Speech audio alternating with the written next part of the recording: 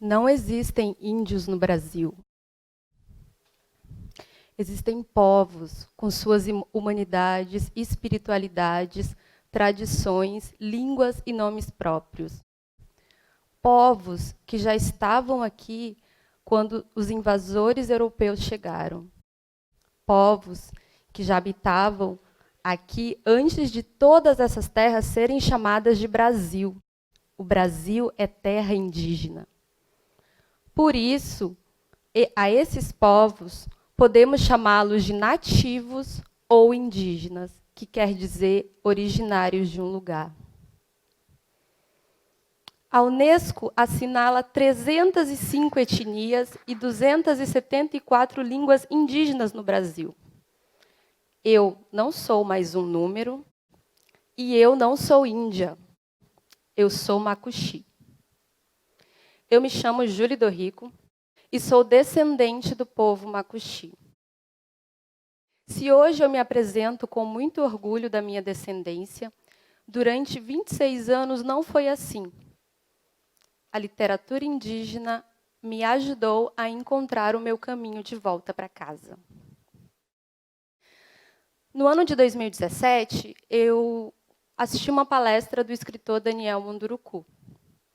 Daniel Munduruku é um dos maiores expoentes da literatura indígena.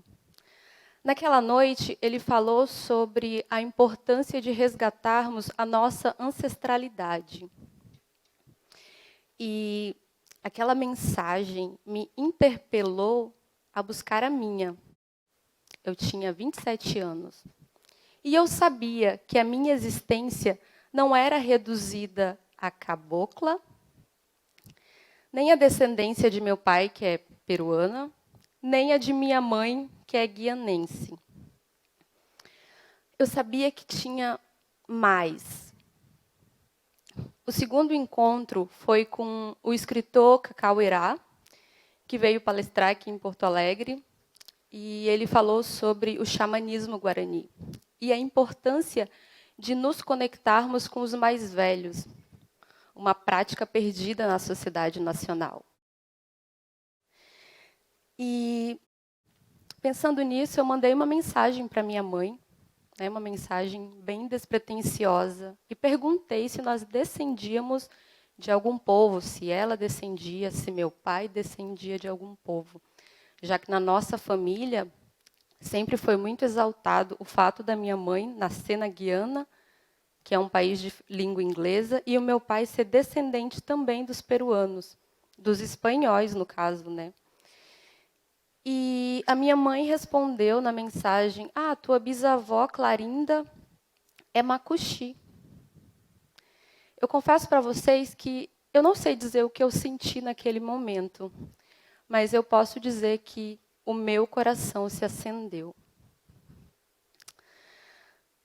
Como descendente indígena, eu descobri que havia muito mais além dos adjetivos ruins, dos estereótipos lançados à cultura nacional e repetidos à exaustão em livros didáticos, romances, teatros, museus, em todos os cantos. Eu comecei a descobrir outros mundos. Eu descobri os mundos que não me contavam. Eu descobri o mundo dos avós, o mundo das avós, o mundo das histórias antigas e sagradas. Eu descobri o mundo das rodas de fogueira, dos humanos e não humanos, das ervas medicinais. E, aos poucos, eu nem percebi, eu fui tomando consciência de que eu era só filha dessa mãe terra. Mas todos os estereótipos, os apelidos, os xingamentos que eu, como indígena, vivi e vivo, têm uma história. E eu vou contar ela para vocês. Quando o colonizador europeu chegou aqui, invadiu as nossas terras, ele já não sabia mais sonhar. Por isso, os corpos indígenas sentiram o peso do chumbo, a dor das armas biológicas, como a gripe, a varíola, a sífilis, O ventre das mulheres indígenas foram duramente violados e todos, homens e mulheres, sentiram a catequese atravessar suas almas como uma flecha envenenada, matando seus ritos, cantos e tradições. Mas não morremos. Por isso eu digo que os povos indígenas são sobreviventes e seguem lutando de todos os modos.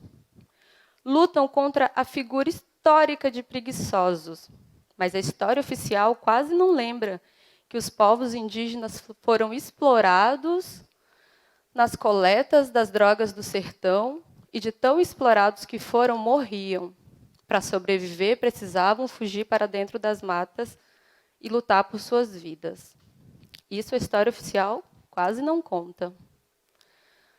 Lutam contra a figura histórica de bom selvagem, do bom selvagem. Mas a literatura indianista não conta que o indígena representado na literatura é aquele indígena já exterminado ou considerado assimilado, e que o selvagem feroz e racional é aquele que luta pela sua vida e por seus territórios. Isso José de Alencar não conta. Lutam ainda contra a figura histórica de seres do passado. Desde o Império até a década de 1970, a sociedade nacional, as políticas indigenistas acreditavam que o sujeito indígena era primitivo, que aos poucos ele evoluiria e seria integrado à sociedade envolvente, e seria brasileiro. Havia essa crença de que se ele aprendesse a língua portuguesa, se convertesse ao cristianismo, aprendesse as habilidades técnicas e usasse das tecnologias como celular, cartão de crédito, ele esqueceria suas crenças, esqueceria sua língua e esqueceria suas tradições. Mas o sábio Marcos Terena, que tem uma famosa frase que diz: "Posso ser tudo aquilo que você é, sem deixar de ser quem sou", provou que ser aviador não tirou dele o orgulho do pertencimento étnico, e ele continuou e continua sendo terena. Mário Juruna foi deputado federal sem deixar de ser chavante. Joênia Wapchana é hoje deputada federal e luta pelo direito dos seus povos e o direito dos povos indígenas do Brasil. Pertencimento étnico é um sentimento de amor que nasce com você, permanece e não desaparece nem depois que você morre, porque ele sobrevive na memória coletiva do nosso povo. E, por fim, os povos indígenas lutam contra a figura de povos ágrafos, que quer dizer povos sem literatura.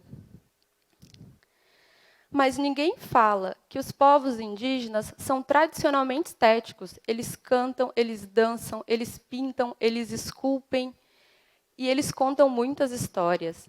E o que é a literatura, se não uma boa história contada? A literatura indígena, então, ela é anterior a essa escrita alfabética.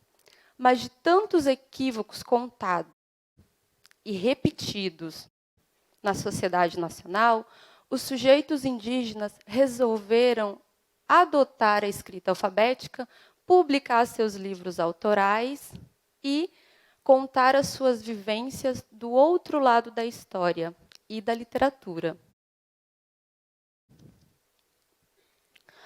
Um levantamento bibliográfico coordenado pelo Daniel Munduruku mostrou um número de 44 escritores indígenas no Brasil. Desses 44, 11 são mulheres. Desse contingente, são 22 povos que passam a publicar, a estar presente em livrarias, estantes virtuais, bibliotecas de escolas. São 22 povos que começam a estabelecer um diálogo com a sociedade nacional. Tem muita poesia, tem muita contação de história, tem muita prosa. Então, podemos dizer que em cada livro conhecemos um autor e o seu povo. Por exemplo, Daniel assina como Munduruku, Ailton assina como Krenak, Aurita assina como Tabajara. E em cada um desses livros, passamos a conhecer suas histórias ancestrais, seus ritos, seus costumes, suas línguas maternas e as suas mensagens, o que eles têm a nos dizer. Então, podemos dizer que cada livro é uma aldeia. Recentemente, lendo um texto da Sulamikati, nesses dias, na verdade, esse texto me marcou profundamente porque ele fala do amor sobre a Mãe Terra e da necessidade de recuperarmos esse sentimento. Suas palavras ancestrais nos diz que nós somos só filhos.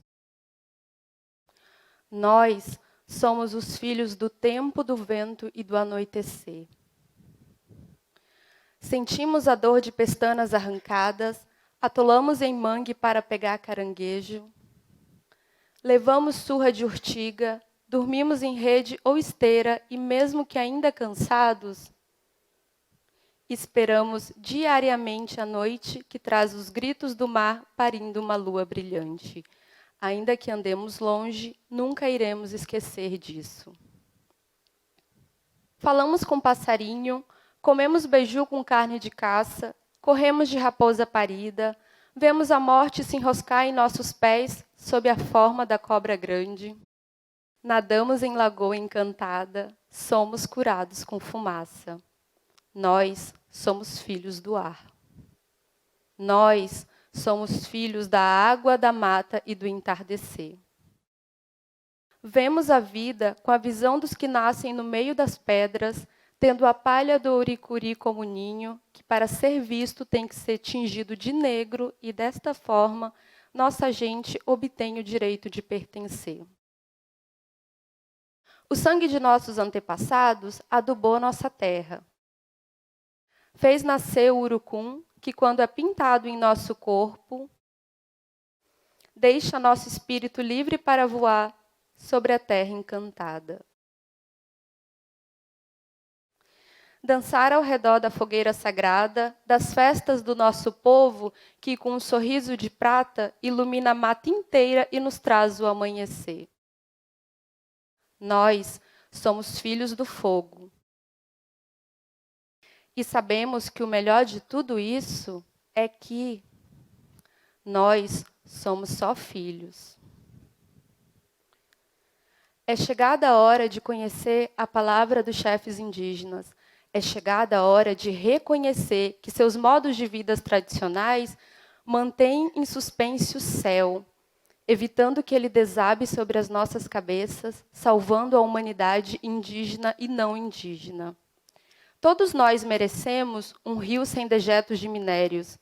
Todos nós merecemos um solo que produz alimentos sem venenos. Todos nós merecemos um ar limpo, sem doenças de fumaças que cubram o céu durante o dia. E todos nós merecemos viver bem nessa grande maloca que é o mundo.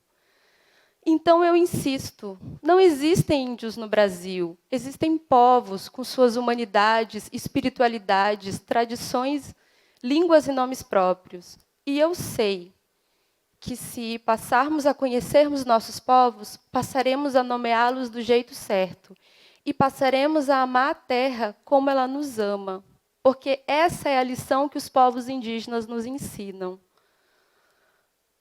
Daniel é Munduruku, Ailton é Krenak, Sulamikati é Potiguara. Eu, Júlia do Rico, sou Macuxi. E o meu convite é para que conheçamos cada um desses Brasis. A causa indígena não é só minha. A causa indígena é de todos nós.